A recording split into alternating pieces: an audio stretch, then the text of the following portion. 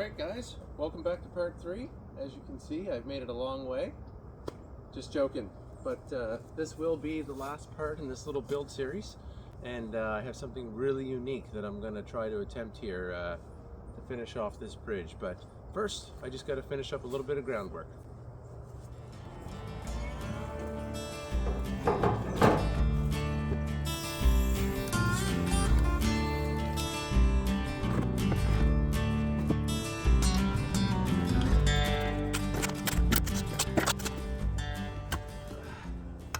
Ouch.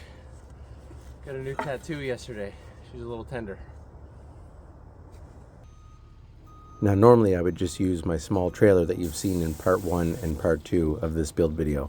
But in this case I needed about 3 yards of gravel and I knew it was just going to be too much.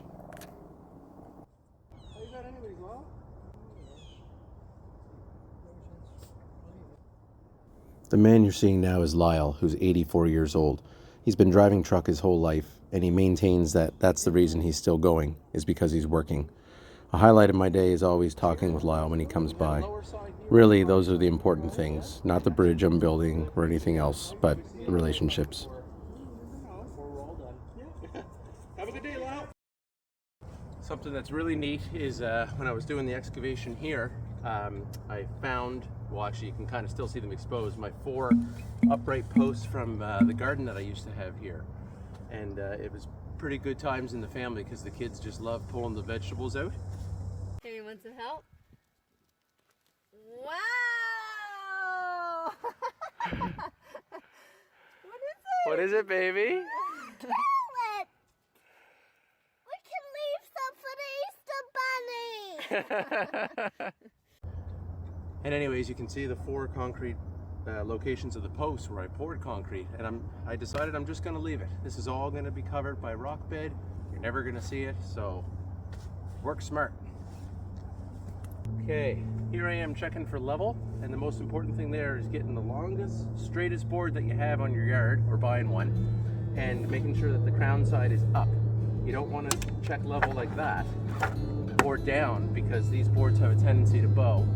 So if you put the board up, it's more rigid, and that's how they make I-beams as well.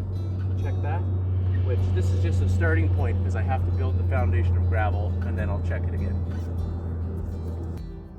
I kid you not, that's the first try. I kid you not. Look at that. Perfect.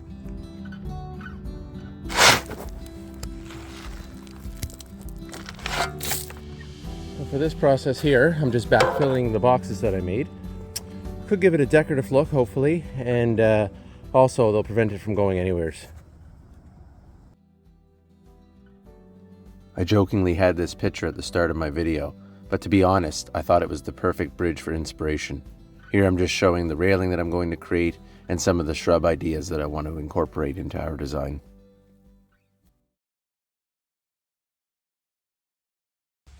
Alright, today's the day I've been waiting for. I'm going to make the railing on the bridge. And like I told the kids this morning, I'm actually going to take a 2x4 by 12 feet long and bend it in half without using any muscle. So stick around. It's going to be pretty cool because the wood's all warped and twisted. It's in terrible shape. But that's where the unique technique comes in, and the end result's going to be awesome. This is a very important feature on my table saw that I built myself. It's a custom cover for the table saw blade, which I can adjust to any height and has dust collection built in. It serves 2 purposes: to protect my hands and collect the dust, as seen here.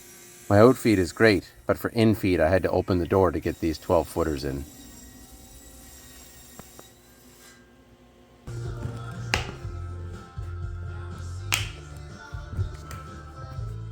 Alright, this is going to be a big glue up. I've got all the strips cut down into 12-foot lengths, 1/2 inch wide. I'm going to bend them around this template, and I'm going to start by doing a bunch of gluing.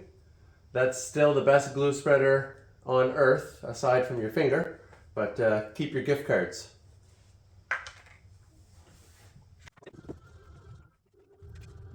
Unfortunately, this was terribly planned by me, because I had another glue up going for some separate projects that I'm doing which utilize most of my clamps. I was able to, after this, secure a lot more clamps, however. Alright guys, I'm going to hold the camera for this one. This came out perfectly. This was a lot of planning, laying up in bed trying to think how to do this. So essentially, I've got all my strips, like I already explained, cut to 1/2 inch. I created this template essentially off camera. It's just 2 sheets of OSB laminated together. And then I just used my original template board that we spoke of. And I attached it by screws to the template board underneath. Put a couple uprights, as you can see. And then I just glued all the way along both sides and clamped. And this is really important too. This is important to block the end of your glue process, and that keeps all your boards nice and level, so you don't have too much sanding afterwards. All right, I took the first rail out. Check this out. Look at this. Perfect. With my in-laws visiting this weekend, my father-in-law Craig saw what I was up to. Craig's always so quick to help and had no problems lending a hand.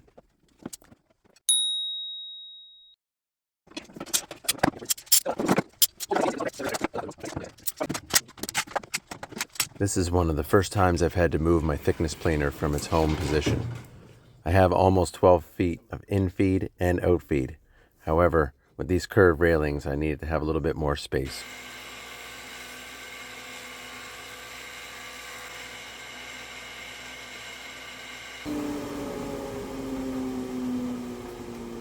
What do you think about that, Craig? Oh, pretty good. Come up really good. Hold your end. I just want to... Oh, yeah. All right, get my boom arm out of the way, and I'll get my crosscut sled out here to make some crosscut chamfers or dados at the top of my upright posts. I can set my blade to 1/4 inch high, and this is my stop block that I made as well to do repeated cuts at the same depth. Move the 4x4 post across the blade, turn over the post and repeat again until all the way around, and then move the stop block another 1/8 of an inch to get a 1/4 inch deep dado.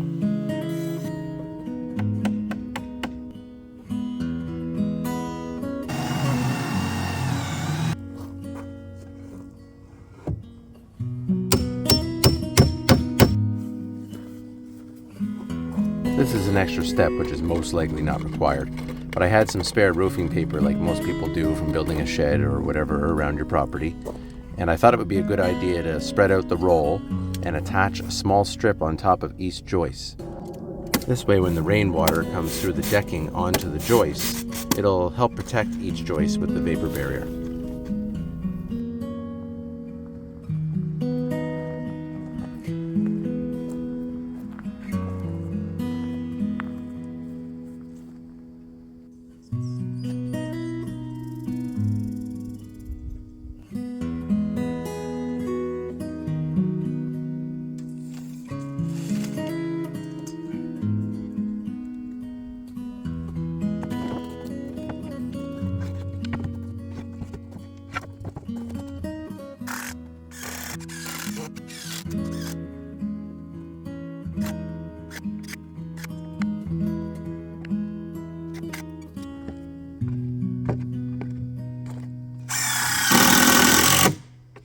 What type of popsicle do you got? Strawberry. What's in the middle? Strawberries. Good stuff. This is extremely satisfying. I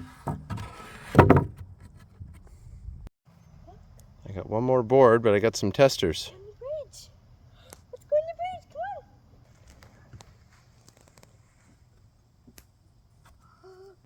And here I'm just cutting the notches out for the railing to be accepted into the upright posts. It doesn't need to be neat or fancy because I'll knock it out.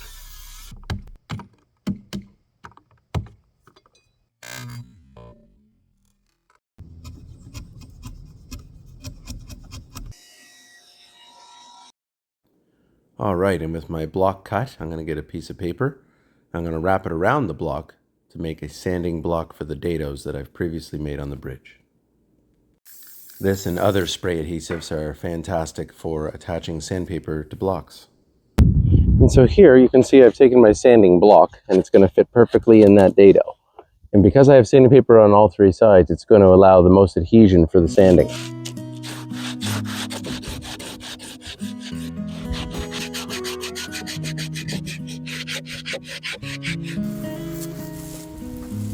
Here I'm giving the bridge a bath prior to its final top coat of stain. This is an entry-level spray gun by Graco True Coat, and it works fantastic for outside projects.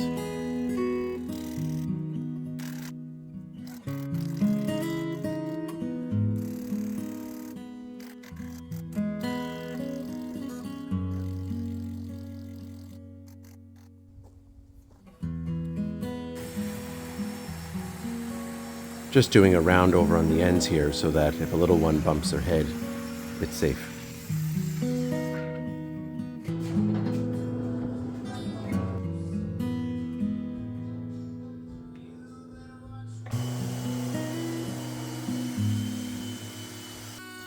Also routering a round over onto the railing so that once again it's safe and feels good to the hand.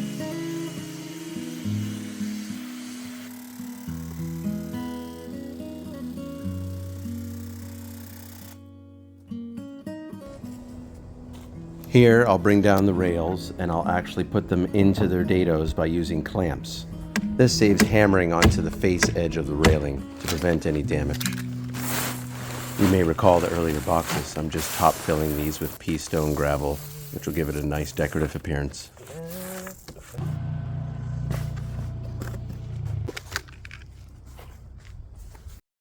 All right, and that should just about do it. Thanks a lot for watching me do this, and I hope you enjoy the big reveal.